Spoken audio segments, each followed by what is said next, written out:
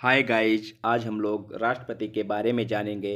राष्ट्रपति के बारे में किसी न किसी एग्जाम में एक आर्टिकल जरूरी पूछ देता है, तो आज हम लोग राष्ट्रपति को इस ट्रिक के अनुसार समझेंगे। इस ट्रिक में जितने भी आर्टिकल हैं राष्ट्रपति संबंधित इसी ट्रिक में आ जाते हैं।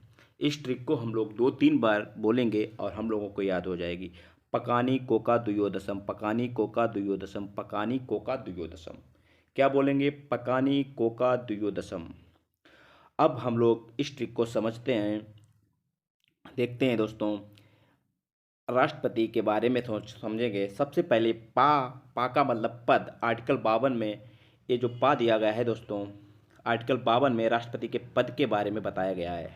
आर्टिकल 52 में राष्ट्रपति के पद के बारे में बताया गया।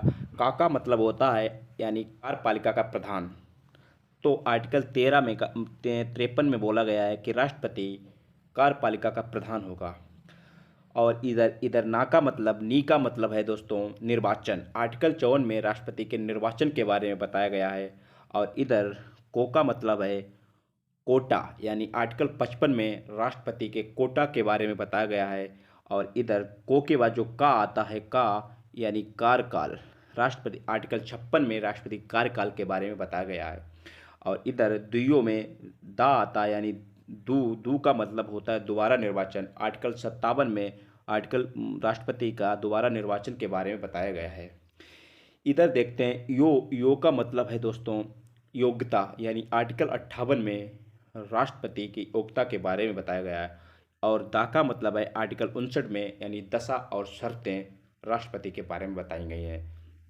और सा का मतलब इधर दा और सा का मतलब दोस्तों शपथ, यानी आर्टिकल 60 में राष्ट्रपति के शपथ के बारे में बताया गया है। और लास्ट बचा है माँ में बोला गया है, यानी माँ 61 आर्टिकल 61 में राष्ट्रपति पर महाभियोग लगाया जाता है, वो आर्टिकल 61 में बताया गया है।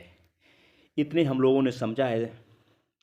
और हम लोग एक बार ट्रिक को रिवाइज करते हैं। पकानी कोका दुयोदशम, पकानी कोका दुयोदशम। समझते हैं। पा का मतलब पद, आर्टिकल 52 में बताया गया है। का मतलब कार्यपालिका का प्रधान, आर्टिकल 53 में बताया गया है। नी का मतलब बताया गया है निर्वाचन, आर्टिकल 54 में बताया गया है। को का मतलब कोटा, यानी को का मतलब कोटा, आर्टिकल 55 में बताया गया है। और का मतलब कार्यकाल, उस वाले का मतलब कार्यपालिका का प्रधान, और इस वाले का मतलब है कार्यकाल, यानी आर्टिकल 56 में राष्ट्रपति के कार्यकाल के बारे में बताया गया है। और दू का मतलब दोबारा निर्वाचन, आर्टिकल 57 में बताया गया है। और इधर यो का मतलब योग्यता, यानी आर्टिकल 58 में योग्यता के बारे में बताया गया है। दा का मतलब दशा या शर्तें, आर्टिकल 59 में बताया गया है। सा का मतलब शपथ, आर्टिकल 60 में बताया गया। माँ का मतलब महाभियोग, आर्टिकल 61 में बताया गया। अब हम लोग नीचे देख लेते हैं। ये दिया है देखो, पा का मतलब राष्ट्रपति का पद, आर्टिकल 52 में बताया गया। और इधर नीचे देखते हैं हम लोग, का मतलब कार्यपालिका का प्रधान, आर्टिकल 53 में बताया गया। और आगे ऊपर बढ़ते हैं हम लोग।